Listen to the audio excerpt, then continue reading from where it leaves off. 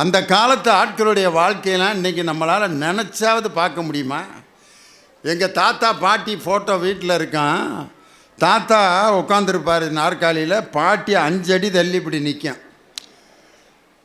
ஃபோட்டோவில் 5 அடி தள்ளி நிற்கிது. ஆனால் 16 பிள்ளைங்க 2 பேருக்கும். ஃபோட்டோவில் என்னமோ அவருக்கும் இதுக்கும் சம்மந்தமே இல்லாத மாதிரி தான் இப்படி நிற்கும். 16 பிள்ளைங்க. தாத்தாவை கேட்டேன், எப்படி தாத்தா? எல்லாம் ஆண்டையும் பார்த்து கொடுத்தாதான், நான் என்ன ஒன்றுங்கிறாரு. நான் சின்ன பிள்ளையில நம்பிட்டேன், ஏதோ கோயிலில் போய் வருஷம் ஒவ்வொரு பிள்ளையாக வாங்கிட்டு வந்திருப்பாராக்குன்னு. இப்போ நினைக்கிறேன் கிழமை எவ்வளோ பயங்கரமான ஆளாக இருந்திருக்காருன்னு. அன்னைக்கு பாட்டியை கேட்டால், எப்படி பாட்டியே? இப்போ நான் பூரா நான் பெற்றதுரா, என்ன கடையிலே அவை வாங்க முடியும்? இவன் ஒருத்தன். ஏன் பாட்டி 16ஓட நிப்பாட்டிட்டா? அதுக்கப்புறம் உங்கள் தாத்தா பரமாக்கி போயிட்டாரு, நானா என்ன பண்ண முடியும் அப்படிங்குது. இந்த பார்த்தீங்கன்னா அன்றைக்கி ஏன் 16 பிள்ளை? அன்றைக்கி ஒரு என்டர்டெயின்மெண்ட்டும் கிடையாது. செல்ஃபோன் கிடையாது, டிவி கிடையாது, சினிமா கிடையாது, லியோனி பட்டிமன்றம் கிடையாது, புத்தக திருவிழா கிடையாது, நாடகம் கிடையாது. என்ன தான் செய்வார் கல்யாணம் முடிச்சுட்டு வந்து? அந்த பாட்டி அங்கே நான் உட்காந்துருக்கேன். எவ்வளோ நேரம்தான் சும்மாவே உட்காந்துருப்பார். சாப்பிட்டியான்னு கேட்டார், எங்கள் பெரியப்பா பிறந்துட்டார். இங்கே தான் உட்காந்துருக்கியான்னு கேட்டார், எங்கள் அத்தை பிறந்துச்சு. அப்புறம்னாரு எங்கள் அப்பா பிறந்தார். கரண்ட்டு கட்டாச்சு எங்கள் சின்னத்தை. இப்படியே பிறப்பிட்டு போயிட்டே இருந்திருக்காங்க வாழ்க்கையில். இதைத்தான் பாரதி சொன்னால், எந்தையும் தாயும் மகிழ்ந்து குலாவி இருந்ததும் இந்நாடே, அவன் சிந்தையில் 1000 ஆண்டுகள் வளர்ந்து சிறந்ததும் இந்நாடேன். பேசாமல் அது மாதிரியே நம்ம மக்களை விட்டுருக்கலாம். இன்றைக்கி குடும்ப கட்டுப்பாடுன்னு நாம் இருவர் நமக்கிருவர், 1 பெற்றால் ஒளிமயம், 2 பெற்றால் இன்பமயம் அப்படின்னு சிவப்பு முக்கோணம் அப்படின்னு ஒன்றை போட்டு நம்ம அரசாங்கத்தினுடைய அந்த சட்டத்தை கடைப்பிடிச்சதனுடைய விளைவு இன்றைக்கி நம்ம நாட்டில் ஜனத்தொகை 7,56,00,000. வட இந்தியாக்காரங்க இதை பற்றி கவலையே படல. முக்கோணத்தை வரைஞ்சிட்டு போட நீயே, நாங்கள் பாட்டுக்கு எங்கள் வேலையை பார்த்துட்ருக்கான்ட்டு முக்கோணத்தை வட இந்தியாவில் தென்னை மரத்தில் போய் ஒட்டிட்டு போயிருக்கான். அந்த மரம் 2 காய் தான் காய்ச்சிருக்குது. இவன் பிரித்து மேய்ஞ்சிருக்கான். வட இந்தியாவில் இருக்கவங்கெல்லாம் அந்த குடும்ப கட்டுப்பாடுங்கிற சட்டத்தை கடைப்பிடிக்காதனால இன்றைக்கி உத்தரப்பிரதேசத்தில் பார்த்திங்கன்னா அங்கே ஜனத்தொகை 27,16,00,000. 20 லட்சம் பேருக்கு ஒரு எம்பின்னு வச்சா உத்தரப்பிரதேசத்துக்கு எத்தனை எம்பி வருது அப்படின்னு சொன்னால் 120 எம்பி வருது. ஆனால் 7,26,00,000 நம்மளுடைய ஜனத்தொகைக்கு 20 லட்சத்துக்கு ஒரு எம்பின்னு வச்சா 40 தான் வருது.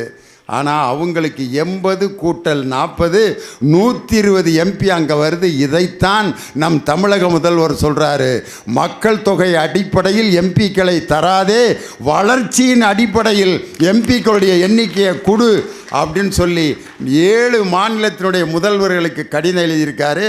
அனைத்து கட்சி கூட்டத்தையும் நடத்தி ஒவ்வொரு எதிர்க்கட்சிக்காரங்களையும் கையை பிடிச்சி வரவேற்று இந்த இடத்தில் அரசியல் பார்க்காமல் தமிழ்நாடு என்ற உணர்வோடு நமது கோரிக்கையை செயல்படுத்துவோம்னு சொன்னார்ல.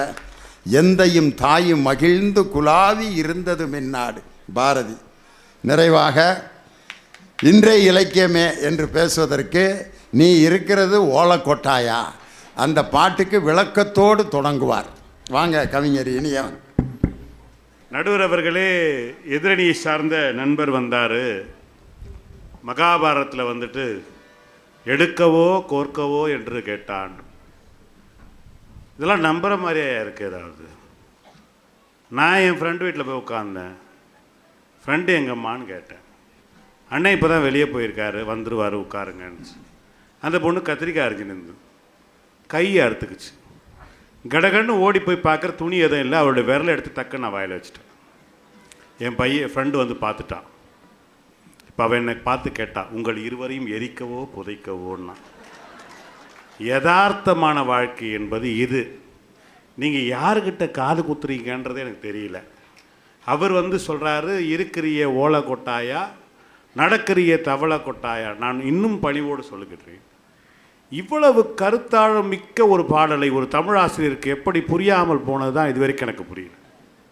சார், இதுவே உங்களுக்கு புரியலையே, எப்படி சங்க இலக்கியம் புரிஞ்சுது? ஒரு காதலியை பார்த்து ஒரு காதலன் கேட்கின்றான், இவ்வளவு வறுமையிலே இருக்கின்ற ஒரு ஓலக்கொட்டாயில வாழ்க்கை நடத்துகிறாயே, சும்மா நடக்கிறியே தவளை கொட்டாயா? பெண் எப்பொழுதும் ஓடுகின்ற போது என்ன சொல்லுவாங்கன்னு, மான் போல துள்ளி ஓடினாள், மான் போல துள்ளி ஓடினாள். ஆனால் உன் ஓடுவதற்கு சின்ன ஓலக்கொட்டாய் தானே இருக்கிறது, ஆனால் நீ தவளை போல தத்தி தத்தி ஓடுகிறாயே, நீ நடக்கிறியே தவளை கொட்டாயா. ஆனால் அடுத்த வரியை பாருங்க, மச்சாவா நிற்கிறிய பஞ்சு மிட்டாயா. நீங்கள் பஞ்சு மிட்டாயை சாதாரணமாக எடுத்துக்கொள்ளக்கூடாது. ரொம்ப மென்மையாக இருக்கும், நடுவில் ஒரு குச்சி கம்பீரமாக இருக்கும். பெண்ணே, நீ மென்மையானவள் தான், ஆனால் நீ கம்பீரமாக நிமிர்ந்து நிற்க வேண்டும் என்றது சமூகத்திற்கு சொன்ன பாட்டு. அடுத்தது என்ன சொல்றீங்க? வாட்டமாக இருக்கிற வாட்டர் பாக்கெட் மூஞ்சி. நான் சென்னையில் பிறந்தோம், எனக்கு தெரியும். மெரினா கடற்கரையிலே காதலர்கள் காதலியுடைய மடியிலே படுத்து கொண்டு இந்த கண்ணத்தை இப்படி அமுக்கி விட்டாங்கன்னா டப்புக்கு திரும்பி வந்துடும். நீங்கள் வாட்டர் பாக்கெட்டை பாருங்கள், இப்படி அமுக்கி விட்டீங்கன்னா திருப்பி வந்துடும். இன்னும் சொல்ல போனால் ஒரு மனிதனுக்கு தாகம் குறைந்தபட்சம் 100 ml போதும். என் தாகத்தை தணிப்பதற்காக 100 ml அளவுக்கு அழகாக இருக்கின்ற உன்னை வாட்டர் பாக்கெட் மூஞ்சினா வாட்டர் டேங்க் மூஞ்சினாங்க சொல்ல முடியும். இவ்வளவு கருத்தாளம் மிக்க இன்றைய இலக்கியங்கள் இருக்கிறது. ஆனால் இவர்கள் எதையும் ஏற்றுக்கொள்வது. அன்பிற்குரியவர்களே, இவர்கள் சொன்ன சிலப்பதிகாரத்திலிருந்தே வர, சிலப்பதிகாரத்தில் கண்ணகி மதுரை எரிக்கிறார். என்னுடைய கேள்வி ஒன்றே ஒன்று தான். மாதவி என்று ஒருவள் இருந்தாள் இல்லையா, கோவலனுக்காக ஒரு பிள்ளையை பெற்றாளே, நீ செத்து போயிட்டே, அதுக்கு பிறகு அவளுடைய வரலாறு என்னாச்சு? அவள் கைம்பெண்ணாக இந்த உலகத்தில் உழவு விட்டாள். இன்றைக்கு இருக்கின்ற ஒரு கவிஞன் எழுதினான், பூக்காரி புஷ்பா, பூக்காரி புஷ்பா பூக்கும் முன் பொலிவிழந்தாள், பொட்டு இழந்தாள், பூவும் சேர்ந்து இழந்தாள். சமீபத்தில் ஒரு சிஏ எக்ஸாம் நடந்தது. அது ரிசல்ட் வந்தபோது யோகேஷ்னு ஒரு பையனை காட்டினாங்க. அந்த யோகேஷ் அப்படியே நடந்து வரான். அவன் செலக்ட் ஆகிட்டான், சிஏல பாஸ் பண்ணிட்டு வரான். அப்படியே மார்க்கெட்டில் அவன் வரான், கேமரா வந்துகிட்டே இருக்க அவனுக்கு தெரியாமல். அவங்க அம்மா ரோட்டில் உட்காந்துக்கிட்டு, கணவனை இழந்த அந்த பெண் உட்கார்ந்து கொண்டு காய்கறி விற்று கொண்டு பிளாட்ஃபார்மில் உட்காந்துக்கிறான். அந்த பையன் வந்து நிற்கிறான். நின்ன உடனே அந்த அம்மா முதல்ல கேட்குறாங்க, சாப்பிட்டியா? அந்த தாய் அப்படியே பார்த்துட்டே இருக்கான். அந்த யோகேஷ்ன்ற பையன் வடமாநிலத்தில் நடந்தது. அம்மா, உன் பிள்ளை சிஏ பாஸ் பண்ணிட்டேன். அந்த அம்மா அந்த முந்தானை எடுத்து அப்படியே முகத்தை தடவி முத்தம் கொடுத்த காட்சி உலகத்தில் இதுவரைக்கும் எந்த இலக்கியத்திலும் சொல்லவில்லை. நான் சொல்வது என்னன்னா, யதார்த்தமான வாழ்க்கையை சொல்லுங்க. இயேசுநாதர் உட்கார்ந்து கொண்டிருந்தார், ஒரு விபச்சாரம் செய்த ஒரு பெண்ணை அழைத்து வந்தார்கள். இயேசுநாதர் சொன்ன வார்த்தை என்ன? உங்களில் எவன் தவறு செய்யாதனோ அவன் முதல் கல்லை ஏறியட்டும். நாடு மாறிடுச்சா? இன்றைக்கு இந்தியாவில் 1 மணி நேரத்திற்கு 80 பெண்கள் பாதிக்கப்படுகிறார்கள். இன்றைக்கு ஒரு பெண் கவிஞர் எழுதுகிறாள், அவளை போக விடுங்கள், அவளை போக விடுங்கள். முதல் கல்லை எறியக்கூடிய யோகியன் இன்றைக்கும் பிறக்கவில்லை, அவளை போக விடுங்கள். நான் யதார்த்தங்களை பேசுகின்றேன். நீங்கள் காலகாலமாக ராமாயணத்தை வைக்கிறீர்கள். இன்றைக்கு கவிஞன் எழுதினான் ராமாயணத்தை பற்றி 10,000 பாடல் கம்பன் எழுதினான். 10,000 பாடலையும் மனப்பாடம் செய்திருப்பாரா விஜயகுமார்? இல்லை, சத்தியமா கிடையாது. அந்த ஆள் கடைசியாக பேசுனதெல்லாம் மனப்பாடம் செய்யல. எம்ஏல கடகன்னு வந்து ஒப்பிச்சுட்டு போயிட்டார்.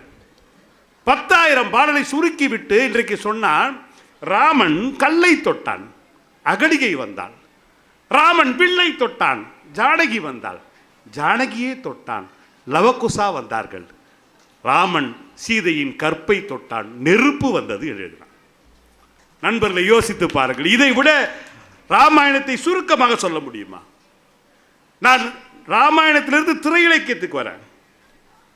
இன்னைக்கு என்ன சமூகம் எப்படி போய்கொண்டு, ஒரு படம் தனுஷ் நடிச்ச ஒரு படம், ஒரு அப்பங்காரன் பிள்ளைக்கு சொல்கின்ற அறிவுரை, தம்பி உங்ககிட்ட நிலம் இருந்தால் எடுத்துக்குவாங்க, பணம் இருந்தால் பிடிங்கிடுவானுங்க, படிடா, படிப்பு இருந்தால் எவனாலையும் எதையும் செய்ய முடியாது, அதிகாரத்துக்கு வா, ஆனால் அதிகாரத்திற்கு வந்த பிறகு அவர்கள் நமக்கு செய்ததை ஒரு காலம் செய்யாதே.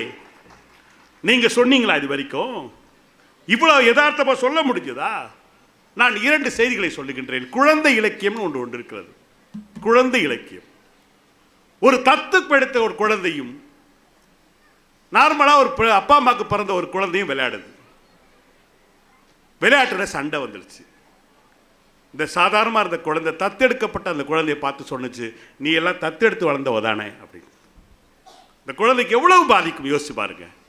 யூ ஆர் அடாப்டட் சைல்டு அப்படின்னு சொன்ன உடனே, எஸ் நீ உங்கள் அம்மாவுடைய வயத்தில் வளர்ந்த, உங்கள் அம்மாவுடைய வயத்தில் வளர்ந்த, you are a normal child. நான் என் அம்மாவின் இதயத்தில் வளர்ந்தேன், நான் அடாப்டட் சைல்டு அப்படின்னா. இது அப்படியே சிம்பிளாக உங்களால் சொல்ல முடியுமா? ஒன்றை சொல்லி நிறைவு செய்கின்றேன். ஒரு குறும்படம் வந்தது கேரளாவிலே, ஒரு குறும்படம் நேற்று பார்த்தேன். ஒரு குழந்தை வெளியே வருகிறது, அதுக்கு முன்னால் பெரியவர் வரார், மேலேருந்து ஓலிக்காக பலூன்லேருந்து அடிக்கிறாங்க, அவர் பயந்து பயந்து மேலே சாயம்பட்டு போகுது. ஒரு குழந்தை வருகிறது, வெள்ளை ட்ரெஸ்ஸு போட்டுக்கிட்டு, சின்ன சைக்கிள் எடுத்து எல்லா பந்துகளையும் அடிக்கிறாங்க, எல்லா சாயங்களும் அடிக்கிறாங்க. அந்த குழந்தை சொல்லுது அடிங்க அடிங்க அடிங்கன்னு. எல்லா மாடியிலேருந்தும் எல்லா சாயமும் அந்த மேலே பட்ட பிறகு அந்த குழந்தை, உங்கள்கிட்டலாம் சாயம் தீர்ந்து போயிடுச்சா அப்படின்னுச்சு. எல்லாருக்கிட்டையும் சாயம் தீர்ந்த போது உள்ளே இருந்து கூப்பிடுது, ரகீம் சேட்டா வா வெளியே அப்படின்னு. ரகீம் என்ற ஒரு குழந்தை அதே வெள்ளை சட்டை போய் தொழுகைக்கு போக வேண்டும், இப்போது என் சைக்கிளை உட்கார். இந்த தேசம் இப்படிப்பட்ட தேசம்.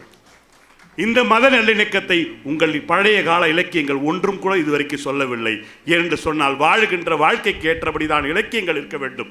அந்த இலக்கியம் இக்கால இலக்கியம் என்று கூறி வாய்ப்பளித்த நல்ல உள்ளங்களுக்கு நன்றி பாராட்டி விடைபெறுகிறேன். நன்றி, வணக்கம்.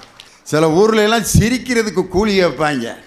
நான் ஒரு ஊரில் ஜோக்கை அடித்து பறத்திக்கிட்டு இருக்கேன், முன்னால் ஒரு 4 பேர் இருந்தா 2 மணி நேரம் இதே மாதிரியே உட்காந்துருந்தாங்க. நான் எதோ காது கேட்கலையாக்குன்னு பார்த்தா கூப்பிட்டா திரும்புகிறேன், தமிழ் தெரியலையான்னு பார்த்தா தமிழில் தான் பேசிக்கிட்டு இருக்கேன். ஏன்டா சிரிக்கலைன்னா மேட்ரு அவ்வளோதான். இதை நான் சொல்ல, கலைவாணர் என்எஸ் கிருஷ்ணன் தான் சொன்னார். சிந்திக்க தெரிந்த மனித குலத்திற்கே சொந்தமான கையிருப்பு வேறு எந்த ஜீவராசிகளும் செய்ய முடியாத செயலாகும் இந்த சிரிப்பு. சிந்திக்க தெரிந்த மனித குலத்திற்கே சொந்தமான கையிருப்பு, அதுதான் சிரிப்பு. இதை நான் சொல்லலை, தொல்காப்பியரே சொல்லியிருக்கார். மனிதனுக்கு இருக்க வேண்டிய முக்கியமான குணங்கள், உணர்வுகள் என்னென்னு வருஷப்படுத்துகிறாரியா. அதில் எதை சொல்லியிருக்கனா, எடுத்தோன்னே என்ன சொல்கிறாருன்னா, நகையே அழுகை இழிவரல் மறுக்கை அச்சம். முதல்ல இருக்கிறது நகை. சிரிக்க தெரிந்தவன் தான் மனிதன். சிரிக்க முடியலையா வாழ்கிறதுக்கே தகுதி இல்லை. இதைத்தான் யார் திருவள்ளுவரும் சொல்கிறார். செவியிற் சுவையுணரா வாயுணர்வின் மாக்கள் அவியினும் வாழினும் என். அட்டே அப்பா, காதால் கேட்கின்ற இன்பத்தை அனுபவிக்க தெரியாதவர்கள் செத்துருங்க. இதுக்கு மேலே ஒரு கவிஞன் கோவப்படவே முடியாது. திருவள்ளுவர் தான். எங்கள் விழுப்புரம் மக்கள் அடாடாடா. அதனால தான் பட்டிமன்றத்தோட தலைப்பு மாறிடுச்சு. ரசனையில் விஞ்சியது திண்டுக்கல்லா விழுப்புரமான. உங்களை தப்பாக கணக்கு போட்ட திண்டுக்கல் தோல்வி அடைந்து விட்டது. வெற்றி எங்கள் விழுப்புரத்தினுடைய ரசிக பெருமக்களுக்கு தான். அதனால தான் நம்ம தாசில்தார் ஐயாட்ட, கலெக்டர் பிஏட்ட எவ்வளவு நேரம் பேசுகிறதுன்னு நான் கேட்கல. எந்த ஊருக்கு போனாலும் கேட்டுருவேன், ஐயா நாங்கள் எவ்வளோ நேரம் பட்டிமன்றம் நடத்துறது. ஊர் தலைவர் வந்தார், நீங்கள் எவ்வளோ நேரம் வேணாலும் பேசுங்க லியோனியே, நாங்கள் 10 நிமிஷத்துக்கு மேலே உட்காந்துருக்கவே மாட்டோன்னா. அதுக்கு ஏன்டா நீ திண்டுக்கல்லேருந்து கூட்டி வந்தீங்கன்னு. ஊர் முழுவதும் ஸ்பீக்கர் கட்டியிருக்கான், எல்லாம் வீட்டில் படுத்துக்கிட்டே காட்டுக்கு இருப்பாங்க. நீ மேடை போட்டு பேசிட்டு வீட்டுக்கு போங்கிறான். இவர்கள்லாம் வீட்டில் படுத்துக்கிட்டே காட்டுக்கு இருப்பாருங்களாம். நான் வெறும் நாற்காலிகளை பார்த்து பேசிட்டு கொடுக்குற காசை வாங்கி மானம் கட்டு போய் சோறுங்கிறதா. ஒரு கலைஞனுக்கு மேடையில் கொடுக்குற நினைவு பரிசோ கவரில் கொடுக்குற பணமோ போகிறதுக்குள்ளே செலவாயிரும். ஒரு கலைஞன் நிரந்தரமாக மேடையில் இருக்கணும்னா ரசிகர்களின் சிரிப்பொலியும் கரவொலியும் எந்த கலைஞனுக்கு கிடைக்குதோ அவன் தான் நிரந்தரமாக இருக்க முடியும். பெண்ணை பற்றி அன்றைய இலக்கியம் என்ன சொல்லுச்சு? தற்காத்து தற்கொண்டாள் பேணி தகைத்தார்ந்த சொற்காத்து சோர்விழாள் பெண். எவ்வளவு டியூட்டி பாருங்கள் ஒரு பெண்ணுக்கு. தற்காத்து தற்கொண்டான் பேணி தகை சார்ந்த சொற்காத்து சோர்விழாள் பெண். ஒரு பெண்ணுன்னா இப்படித்தான் இருக்கணும். மங்கையராய் பிறப்பதற்கே மாதவம் செய்திடல் வேண்டும் அம்மா. யார்? நாமக்கல் ராமலிங்கம் இல்லை. அதே மாதிரி பாரதி என்ன சொன்னான்? பட்டங்கள் ஆள்வதும் சட்டங்கள் செய்வதும் பாரினில் பெண்கள் நடத்த வந்தோம், எட்டும் அறிவினில் ஆணுக்கு பின் இங்கு இளைப்பிள்ளை காணென்று கும்மியடின்னு. யார்? பாரதி. ஒரு பெண் நம்ம வாழ்க்கையில் எப்படிலாம் இருக்காங்க. நான் ஒரு கல்யாண வீட்டில் நடந்து போயிட்டுருக்கேன், படிக்கட்டில் தடுக்கி உழுக போனேன். எங்கள் அம்மா உட்காந்துருக்காங்க, என் மனைவியும் உட்காந்துருக்காங்க. தடுக்கி உழுக போகிறப்ப என்னுடைய பெத்த தாயோட ரியாக்ஷன் எப்படி இருந்திருக்கான்? மகன் தடிக்கு கீழே பொத்துன்னு விழுக போகிறேன். இங்கே தாய்மார்கள்லாம் நிறைய பேர் இருப்பீங்க, உங்கள் பிள்ளை தடிக்கு விழுக போனேன், ஏன் சாமி பார்த்து போகிறாச்சா, ஏன் ராசா சாப்பிட்டியா, ஏன் கிருகிருன்னு வந்துருச்சா, சாப்பிட்டு சாமி பார்த்து நடையா, என் பிள்ளை பட்டிமன்றத்தில் அப்படி பேசுமே, இப்படி படிக்கட்டில் போய் பார்த்து போகிறாச்சா, அடிக்கடி பட்டுருச்சா, முழங்கால மருந்து போடவா, யார், எங்கள் அம்மா. என் மனைவியோட ரியாக்ஷன் என்னவாக இருந்திருக்கான்? எதுக்கு சிரிக்கிறீங்க இப்போ நீங்கள்? அப்போ ஏதோ உங்களுக்கு நடந்துருக்கு, இல்லாட்டி இவ்வளவு ரியாக்ஷன் வருமா உங்களுக்கு? தடிக்கு உழுக போகிறப்ப என் மனைவி வந்து ஐயையோ அதெல்லாம் கிடையாது, கண் என்ன முதுகுலையா இருக்குது, இந்த படிக்கட்டை பார்த்து நடக்க தெரில, உன்னையெல்லாம் விழுப்புரத்தில் பேச கூப்பிட்ருக்காங்க பாரு, அவங்கள திட்டணுமியா, இந்த படிக்கட்டை பார்த்து நடக்க தெரில, உனக்கெல்லாம் கலைமாமணி விருது கலைஞர் கொடுத்துருக்காரு அப்படின்னு திட்டுவாங்க. இது மனைவி, இதுதான் மனைவி. தாயினுடைய அன்பு பரவசமான அன்பு, மனைவியின் அன்பு உரிமை கலந்த அன்பு. என்னைய கண்டிக்கிற உரிமை என் மனைவியை தவிர உலகத்தில் வேறு யாருக்கும் கிடையாது. இன்னொரு பொண்ணு வந்து கண் என்ன முதுகுலையாக இருக்குன்னு கேட்டால் என்னையே சந்தேகப்படுவாங்க, இவனுக்கு கண் வேறு எங்கேயோ இருக்குடா, முதுகுலை இல்லை அப்படின்னு. என்னை கண்டிக்கிற உரிமை என் மனைவிக்கு தான் உண்டு. இப்படி ஒரு பெண்ணினுடைய சிறப்பை கண்ணதாசன் என்ன அழகாக பாடியிருக்கார். இளமை கொலுவிருக்கும் இனிமை சுவை இருக்கும் இயற்கை மனம் இருக்கும் பருவத்திலே, பெண் இல்லாமல் சுகமில்லை உலகத்திலே, அனைத்து வளர்ப்பவளும் தாயல்லவோ, ஒரு அணைப்பில் அடங்குவதும் அவள் அல்லவோ, கவிஞர் நாடுவதும் கலைஞர் தேடுவதும் இளைஞர் விரும்புவதும் பெண்ணல்லவோ, பெண் இயற்கையின் சீதன பரிசல்லவோ, இளமை கொலுவிருக்கும் இனிமை சுவை இருக்கும் இயற்கை மனம் இருக்கும் பருவத்திலே, பெண் இல்லாமல் சுகமில்லை உலகத்திலே. என்ன அழகான ஒரு பெண்ணுனா எப்படி இருக்கணும், அப்படி பெண்மை இன்னைக்கு மதிக்கணும் அப்படின்ட்டு அன்றைய இலக்கியம் என்ன சொல்லுச்சு. அதை விடுங்க, சில பேர் பார்த்தீங்கன்னா இந்த புது வருஷத்தப்போ உறுதி எடுப்பாங்க, ஜனவரி 1 தண்ணியை போடக்கூடாது, லிவர் ரொம்ப டேமேஜ் ஆயிடுச்சுன்ட்டாங்க, மேட்ரை நிப்பாட்டிடுவோம் அப்படின்னு உறுதி எடுத்துடுவான். உறுதி எடுத்துட்டு என்ன செய்வாங்க, இந்த டிசம்பர் 31 இன்றைக்கி தானே லாஸ்ட்டு நாள் அப்படின்ட்டு 2 ஃபுல்லாக வாங்கி அடி நொறுக்கு நொறுக்கி அந்த 31 மணி வரைக்கும் சாப்பிட்டு அப்படியே படுத்த வந்தேன். 1 காலையில் 9 மணிக்கு எந்திரிக்கிறேன், கண்ணெல்லாம் ஒரு மாதிரி ஆகி கிருகிருன்னு வருது. இன்னையிலேருந்து நம்ம விட்டோனா வேணாம் அப்படின்னு அப்படி கிரிப்பாக இருக்கான். ஒரு 2 பேர் வர்றேன், நான் அப்பல 1 சாப்பிட மாட்டேன்னு முடிவு எடுத்திருக்கியாம்ல, கைகுடியா தெய்வம்யா, வாழ்க்கையில் இனிமேல் நீ நல்லா இருக்கணும்டா அப்படின்ட்டு போயிட்டேன். போடுறாங்க, என்ன மாப்பிள்ள டல்லாக இருக்க, இன்னையிலேருந்து விட்டுட்டேன், நேற்று ஒரு ஃபுல்லாக வாங்கி அடிச்சிட்டேன், கின்னு இருக்குயா அப்படின்னு இருக்கேன். வர்றவன் பேசாமல் போக வேண்டியதானே. இதுக்கு ஒரே மெடிசன் தான், ஒரு கட்டிங் சுடுதண்ணியில் அடிச்சின்னா பளிச்சுன்னு விட்டுருன்னா. சாப்பிட்டேன், திருப்பி அந்த வருஷம் பூரா நொறுக்கிட்டு இருக்காங்க. இந்த தண்ணி போடுறவன் யாராவது இது வரைக்கும் நான் இன்று தண்ணி போட பழக போகிறேன் அப்படின்னு திட்டம் போட்டு பழகினானா? யாரோ ஒருத்தன் நீங்கள் எங்கேயாவது உட்காந்துருக்க நேரத்தில் பழகினது தான். அவங்க பாடி சாப்பிட்டுட்டு இருப்பாங்க, இந்த பழக்கம் இல்லாத உட்காந்துருப்பேன், கோக்கை வாங்கிட்டு குடிச்சிட்டு இருப்பேன்.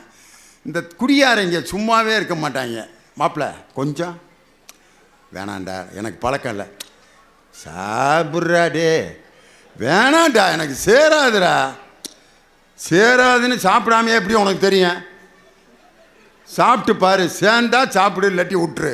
எப்படி பிரெயின் வாஷ் பண்ணுறான் பாருங்க. டே வேணாண்டா எனக்கு வாந்தி வரும்டா, சாப்பிட்றா அப்படின்ட்டு ஊற்றி வாய்க்குள்ளே ஊற்றி விட்டேன். உடனே வாமிட்டு வருதுடா, வாமிட்டு. அதுக்கு அவன் சொன்னான், வாந்தி வந்துருச்சுல்ல உனக்கு ஒத்துக்கிருச்சுன்னு அர்த்தம். போட்டானா நங்கூரத்தை நான் முதல்ல சாப்பிட்றப்ப எனக்கு இதே மாதிரி தான் வாந்தி வந்துச்சு. இப்போ பார்த்தியா வருதா பார்த்தியா? சொல்லி கொடுத்தவன் திருந்திட்டான். இந்த ட்ரைனிங் எடுத்தான் பார்த்தீங்களா, அவன் சாக்கடையில் படுத்து கிடக்கிறான். இப்போ இப்படித்தான் இதைத்தான் சொன்னான் வள்ளுவர். ஒருமையுள் ஆமை போல் ஐந்தடக்கல் ஆற்றின் எழுமையும் ஏமா புடைத்துன்னான் பாருங்க. அந்த வயதில் உன் உணர்வுகளை நீ கட்டுப்படுத்த தவறினால் 7 பிறவிகளையும் நீ நாசமாக போவன்ட்டு அந்த உணர்வுகளை கட்டுப்படுத்துகிறத வள்ளுவன் சொன்ன மாதிரி வேற எந்த இலக்கியம் சொல்லுச்சு அப்படின்னு இவங்க. இன்றைய இலக்கியத்தில் ஒன்றுமே இல்லையா? அன்றைய இலக்கியத்தில் ஔவையார் என்ன சொன்னாங்க?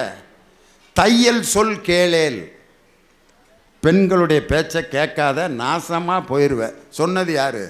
ஔவையார். ஔவையார் என்ற பெண் புலவரே தையல் சொல் கேளேல்னாரு. பாரதி என்ன சொன்னான் தெரியுமா? தையலை உயர்வு செய்யினா, பெண்ணை உயர்த்து என்ற புதிய இலக்கணம் படைத்தவன் தேசிய கவி பாரதி என்ற அற்புதமான. அறம் செய்ய விரும்பு ஆறுவது சினம்னார். பாரதி ரௌத்திரம் பழகுன்னா. இதுதான் புதிய இலக்கியம். இந்த இலக்கியத்தை ஏயா நேசிக்க மாட்டேங்கிறீங்கன்னு கேட்டார். ஒரே ஒரு செய்தியை சொல்லி நான் தீர்ப்பு சொல்கிறேன். முத்தமிழறிஞர் டாக்டர் கலைஞர் ஒரு கதை சொன்னார். ஒருத்தன் ஒரு ராஜாட்ட, நான் இந்த மலையை தூக்கிடுவேன், என தலையில் இந்த மலையை நான் தூக்கிடுவேன், எனக்கு எப்படா தூக்கிடுவேன் அப்படின்னு சபதம் போடுறேன். மலையை தூக்கிட்டா எனக்கு உங்கள் அரசாட்சியில் பாதியை தரணும், தந்துடுறேன்டா வாடா அப்படின்ட்டு அரண்மனையில் ஒரு அறையை கொடுத்து தங்க விட்டுருக்காங்க. 1 நாள் 2 நாள் 40 நாள் தங்கிட்டேன். எப்படா தூக்க போகிற? 41ஆவது நாள் நான் தூக்கிடுறேன் அப்படின்னு 40 நாள் தங்கிட்டேன். தங்கி போடா வாடா தூக்க போகலான்ட்டு மலைக்கு பக்கத்தில் கொண்டு போய் நிப்பாட்டுறாங்க.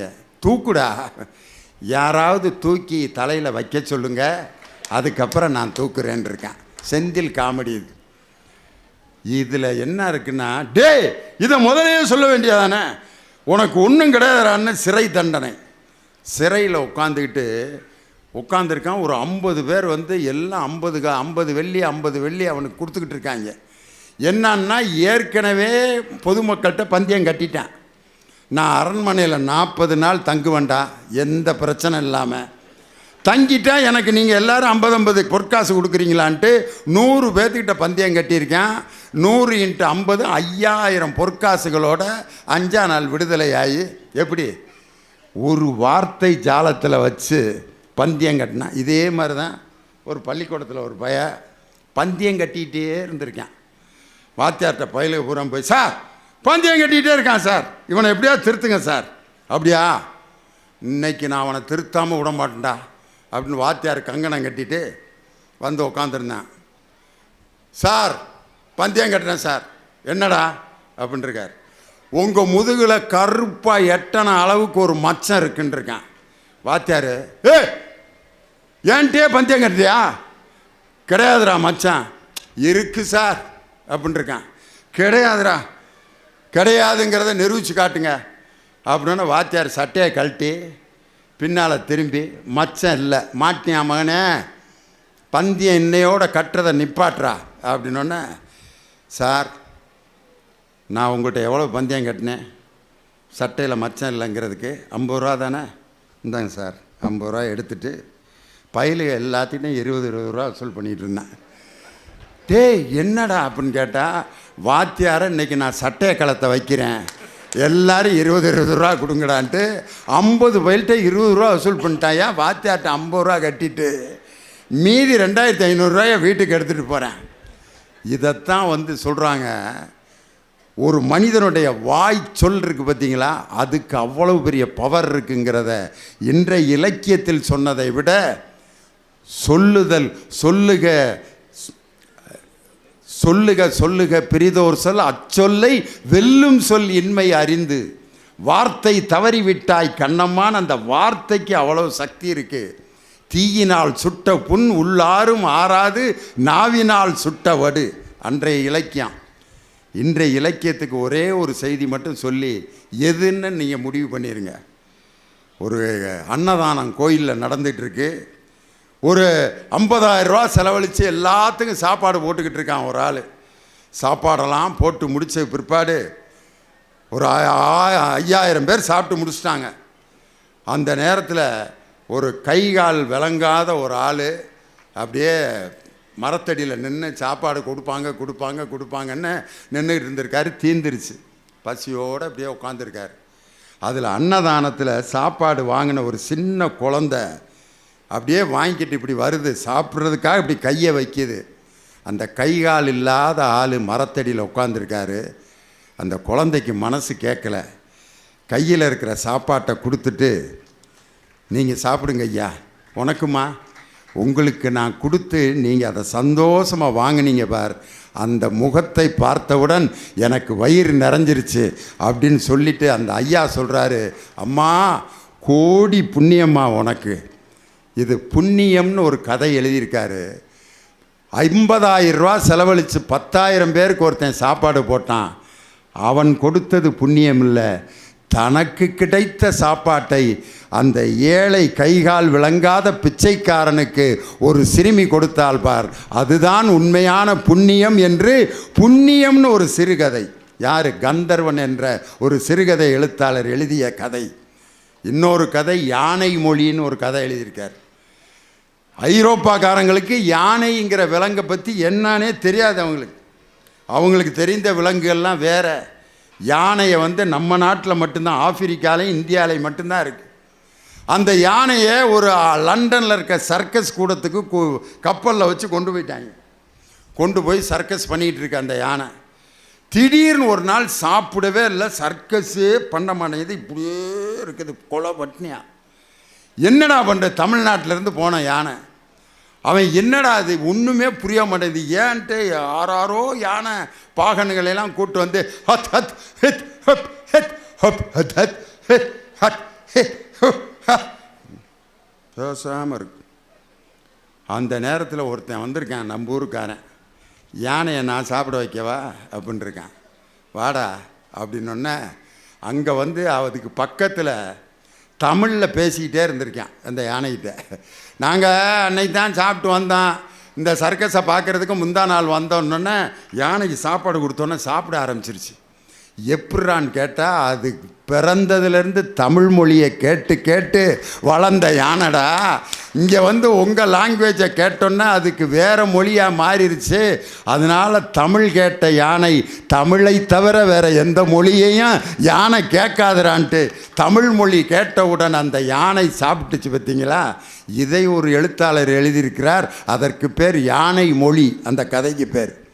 ஒரு யானைக்கே தாய்மொழியின் மீது இவ்வளவு பற்று இருக்கும் பொழுது, உடலாலும் உள்ளத்தாலும் தாயை போல் நம்மிடம் வாழ்ந்து கொண்டிருக்கக்கூடிய அந்த தமிழ் மொழியின் மீது இருக்கக்கூடிய அந்த பற்று தமிழர்களை தவிர வேறு எந்த இனத்திற்கு நீங்கள் பார்க்க முடியாது. அன்றைய இலக்கியம் இன்றைய இலக்கியம் ரெண்டும் ஒன்று வலது கண்ணு, இன்னொன்று இடது கண்ணு. வலது கண் சிறந்ததா இடது கண் சிறந்ததா என்று எப்படி நான் தீர்ப்பு சொல்வது? அன்றைய இலக்கியத்திலும் காண கிடைக்காத செய்திகள் உள்ளன, இன்றைய இலக்கியத்திலும் காண கிடைக்காத செய்திகள் உள்ளன. அத்தனையும் இந்த புத்தக திருவிழாவில் உங்கள் கண்களுக்கும் செவிகளுக்கும் விருந்து படைக்க காத்திருக்கிறது என்று சொல்லி வாழ்விற்கு வழிகாட்டுவது அன்றைய இலக்கியமும் தான் இன்றைய இலக்கியமும் தான் என்று ஒரு நீதிபதி இதுவரை சொல்லாத தீர்ப்பை நான் இன்று சொல்லி இந்த எங்களை வியக்க வைத்த விழுப்புரம் ரசிகர்களை வாழ்த்தி வணங்கி விடைபெறுகிறேன். நன்றி, வணக்கம்.